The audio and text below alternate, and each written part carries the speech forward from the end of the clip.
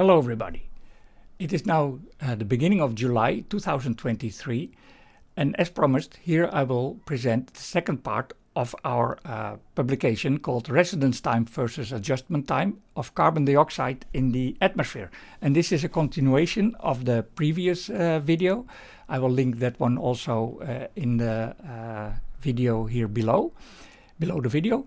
And once again, this is in the journal called Entropy, where you can find it. You can also find it here on stalinga.org, and you can also find it in the Department of Information. A number are listed below. And of course, I will also put a link below the video here. Just to give you a small summary. What we did is start with the IPCC modeling, the IPCC idea that we have first order exponential decay process. So we have first order kinetics, meaning that all fluxes are proportional to the quantities that are in the boxes. Moreover, we use a two-box model just to simplify, to show you what is going on. So we have an atmosphere and we have what we call a sink, and both of them have what is called a turnover time or a residence time, and the total then is when we disturb the system, it will be exponentially restoring, like an exponential decay, restoring or going to a new equilibrium value, and the time scale characterizing this decay, that is what we call the adjustment time. And the IPCC, that was the conclusion of the previous video, is that where the IPCC claims that you can have the residence time short of the order of 4 years, according to the IPCC, the adjustment time is in the order of centuries. And this we have shown to be incorrect, because as we have shown that actually the adjustment time that is here, this tau that we have here, is the reciprocal sum of the two residence times in the atmosphere and the sink. So this is like two parallel resistances. You can never make them, these two parallel resistances, to have a resistance, total resistance, to be higher than each individual one. In fact, the resistance is always less. And in this case also, the adjustment time is always shorter, or at best equal to the individual residence time. Before we continue, I also want to show you that the final concentration of carbon dioxide in the atmosphere would be the initial concentration of carbon dioxide in the atmosphere, plus the disturbance that we injected into the atmosphere somehow, multiplied by this factor, which is the ratio of the adjustment time in the atmosphere divided by the sum of adjustment times. So we're very short in this, let me put it, I want to put here. Very short, we will just get sort of like a two-box model. We have here the atmosphere, we have here the sink, and then when we disturb we have here a residence time TA, and we have here a residence time tau s, and when we disturb the system sort of like this, we get an exponential decaying function, and that is called the residence time. Now this one I will that is called the adjustment time. So to give you some ideas of the numbers, I have them here. This was all from the previous video. I have them here. So we have, at this moment, we have the amount of carbon dioxide in the atmosphere is about 3,400 gigaton. How much is here in the sink? We do not know. That is, of course, an open question, but we will model it also in a moment. Now, the human influx that we have, the flux into the atmosphere, that is this fossil fuel burning, that is about 38 gigaton, but I will make it easier just to show you what's going on. You can, if you want to do the better calculation, you can do it yourself, or you can look in the paper. But just to show you, I make here 40 gigaton per year. The A stands for annum, which means year. And the year-on-year change is only 20 gigaton. So this one here changes by 20 gigaton. Okay, well, this adjustment, this residence time here we basically know from literature. The IPCC is using 4 years. The literature is using 10 years, and I will go somewhere in between. I will use for this one, I will use 5 years. And then when we have here 3,400 gigaton and we have a residence time of 5 years, meaning that every year 1/5 goes into the sink, and that can then be easily calculated. Natural outflux, that would be then, let's say, 680 gigaton per year. And this 3,400 is the current value of equivalent of 420 parts per million that you sometimes see in the literature and on the news. 1 part per million is equivalent to 8.1 gigaton if you do the calculation. Now, we have a problem then here, because this thing, it doesn't fit. Because remember, now let's take the first scenario. I will talk today of here, I will talk about the scenarios. And we are supposed to understand that the pre-industrial equilibrium value was 280 ppm. And actually we are disturbing this equilibrium. So we were supposed to understand that at 200 ppm this was in equilibrium. And let me show you that this cannot be the case. So we have here then this 680 gigaton. No, I still need blue, sorry for that. I still need here blue. We have 680 gigaton going out. We have 40 gigaton going in from humans, and the changes over here is 20 gigaton. So the balance between these two must be minus 20 gigaton. So this one here, let's call this one, should be 660 gigaton per year. So we get 680 going out, 660 going in, and 40 going in. So the total is a net 20 gigaton per year increase, the year-on-year increase in the atmosphere. So note these numbers, 680 and 660.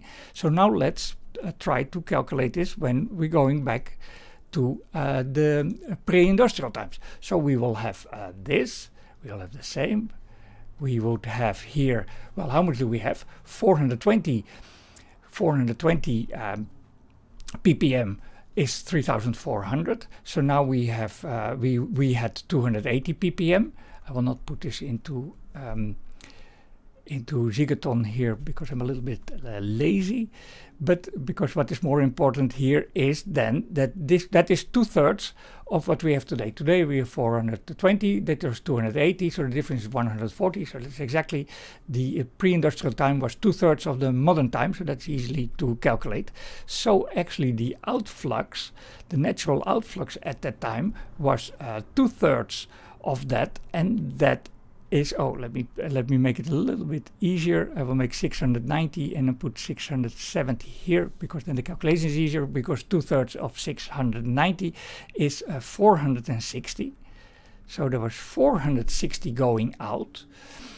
And then apparently it was in gigaton per year, and apparently it was in equilibrium. So we also had 460 gigaton per year going in, because they were balancing. And now Houston, we got the problem, because how can this be that we have, on the one hand, in modern times we are getting outgassing from the sink 670, and in pre-industrial time outgassing is 460 gigaton. It means that this the amount of carbon dioxide in the sink must have increased tremendously, basically the same as in the atmosphere, meaning it's always in balance, constantly in balance with the atmosphere. And moreover, there is then more or less the same amount of carbon dioxide in the atmosphere as in the sink, and that goes against everybody's, well, I would call it opinion, but there seems to be common knowledge that the amount of carbon dioxide in the oceans, in the sinks, in the biosphere and everything is much, much, much bigger than in the atmosphere. So Houston, we got a problem, because this tells us, if the things are, everything is linear equations, everything is first order kinetics, then this one, because the amount of carbon dioxide in the sink cannot have changed relatively very much, then this one must have been the same, but it isn't according to the calculation. So we cannot maintain conclusion that we put here, 280 ppm stable equilibrium in pre-industrial times cannot be maintained. That idea cannot be maintained. So we have to come up with something else. Now, first I want to talk to you about then what is the estimation of the residence times. This comes from the literature I had here. Let me see, where do I have it? This is from Mr. Solomon. He put here everything 5 years, 10 years, 12 years, and so on. So let's call it 10 years. The IPCC is using 5 years, and 4 years, and I use 4 years in this model. But then let me show you, where do we get this from? I want to show you. Oh yeah, we did something very nice. Well, from the point of view, at least from the atmospheric science, is that we did atomic bomb tests, and that introduced large amounts of the 14 carbon isotope into the atmosphere, which naturally does not exist. So it's basically zero before we started the bomb test. And then we injected lots of amounts of this carbon 14 into the atmosphere. So carbon dioxide with carbon 14 as an isotope. And now there comes the nice thing, because if you have first order kinetics, you can basically, let me show you this, where can I put this here? New blank image. Yes, exactly. I want a new blank image.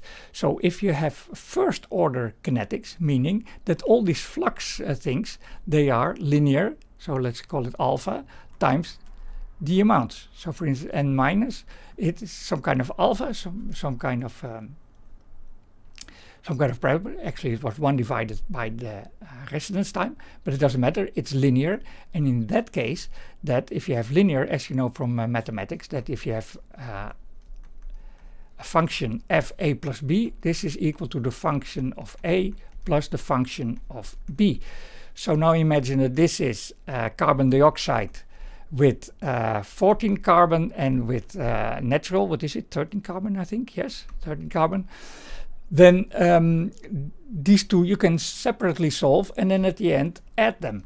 So these things, you can basically only here analyze only the carbon dioxide with 14 carbon and analyze that, and there you can get the same information, this parameter you will find from the transients of only 14 carbon. And this is what they did. So you show here the transient 14 carbon, and you can see here, first of all, you can find it's exponential. Hey, that's nice, because if it's exponential, it means it is first order.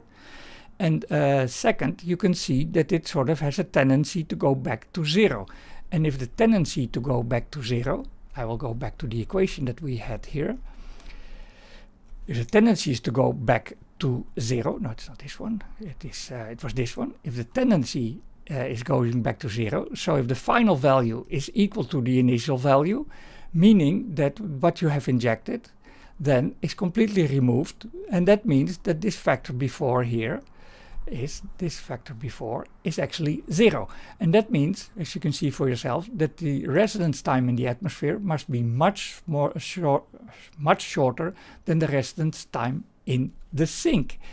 And that then means this picture that we had here, do we have it behind here? No. The picture that we had before here, that one then cannot be correct, because the residence time in the sink is much larger, and therefore there must be much more of the carbon dioxide in the sink than in the atmosphere. And this is order of magnitude bigger, because, as you can see yourself, the carbon dioxide, the 14 carbon dioxide, is all removed. If when you fit it, it goes basically back to zero, meaning the conclusion we can take from that is that, let me see, I've written it down here somewhere. No, I've written it down here on this. If the residence time in the sink is much larger than the residence time in the atmosphere, then the adjustment time is basically the residence time in the atmosphere, so that is about 5 years. Now, ladies and gentlemen, if this is 5 years, that means that all the carbon dioxide is basically that we injected is gone, because also don't forget, then also all the carbon dioxide in equilibrium is basically in the sink. That means our carbon dioxide in 5 years is gone, is no longer doing climate damage. A very important conclusion. But as we've seen, we cannot maintain the equilibrium value, the saying that the atmosphere was in equilibrium in pre-industrial times at a level of 280 ppm. This one is untenable. And that is also then nice, because there were these people of Beck and Slocum. They found levels of 500 ppm, so even larger than today, in 1940. So that means that it looks like it was not in equilibrium and that we disturbed it with our carbon dioxide injections. No, it is sort of like it is behaving completely naturally. That is a much more nicer hypothesis that is consistent with all the data. But okay, let's try scenario 2. This was scenario 1. That was we keep pre-industrial times level 280 ppm was in equilibrium. Scenario 2. I will have 3 scenarios for you and then I will make a conclusion. Let's adopt the assumption that the sink at this moment really has 50 times more carbon than the atmosphere. So I'll just say it is much bigger, the residence time in the sink, but I don't know how much. It can be infinite, it can be 100 times, but let's just fix it at 50. As long as it is large, the difference is not so big, actually. And I will not say that the equilibrium will release the restriction that the atmosphere was stable at 280 ppm. Oh, okay, that's okay. So most of the 1700 gigaton we have produced from burning fossil fuels must have disappeared into the sink. To give you an idea, you can just make a simple simulation. Where is the, oh, it's not here. Where is my simulation? It is this one. So here is the emissions, the human emissions that you can see here. Here on this side you can see the human emissions in a cumulative way. And if you take the residence time in the atmosphere 5 years and the residence time in the sink big, so let's say 50 times bigger, then what remained of it is this yellow part. 90% of the carbon dioxide that we injected into the atmosphere is gone, if we assume that the amount of that the residence time in the sink is much bigger, 50 times bigger than the residence time in the atmosphere, and the adjustment time is 5 years. That is nice. But then also it means, if you do this calculation, that there must have been a tremendous, the equilibrium was not in pre-industrial time, was not in equilibrium, and the at that time, there must have been, if you didn't go back to the calculations, there must have been an enormous outgassing from the sink in pre-industrial times. So in pre-industrial times, the CO2 level was already changing and it was increasing. Before human burning of fossil fuels, the amount of CO2 in the atmosphere was already increasing. That is, when we make the assumption that the residence time in the sink is bigger than the residence time in the atmosphere, then there must have been a tremendous outgassing from the sink into the atmosphere. Okay, so this one, this one actually is scenario 3. The residence time in the sink is much larger than in the atmosphere. This is actually what I have now been talking about. This is in figure 3, and we have here then the result of all this. We can basically do, once again, we can go, because it's a linear system, we can now have here, let me put here again another color, let me go back to red. We have here that, for instance, A is the human, the anthropogenic carbon dioxide, and B is the natural carbon dioxide that was already in the atmosphere, and we can separate them as if they have, let's say, different colors, separate them and then add them together, and this is what they did here. That the yellow ones is what then is what remained from our this everything here is our human anthropogenic carbon dioxide, and this is then what has remained of it is the yellow one. You can follow all these calculations then, reading probably more carefully the paper itself, and then you can understand it. Now, the problem is actually that this is even a little bit strange, because maybe there's another way out of this, well, I would not call it mess, but from now until now, what I have done here is that this constants here, this alpha, which is actually, it's called the residence time in the atmosphere and so on, that these are actually constants, that we have first order kinetics with kinetics constants. But of course everybody knows that the kinetic constants in chemistry reactions are not constants, but they're normally thermally activated. So this is what we call Arrhenius behavior in physics, not chemistry but physics. We call it Arrhenius behavior. It's thermally activated, and therefore these constants tau A, they depend on temperature, and tau S, they depend on temperature.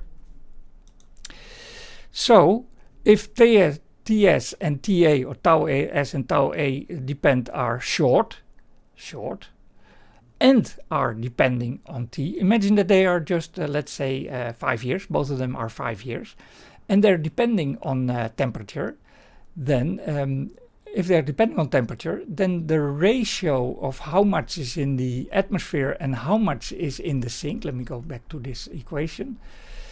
I'm sorry that this video takes a little bit longer. But remember that how much is remains in the atmosphere was this ratio, and the rest is in the sink. So what would be in the sink would be tau S divided by tau A plus tau S.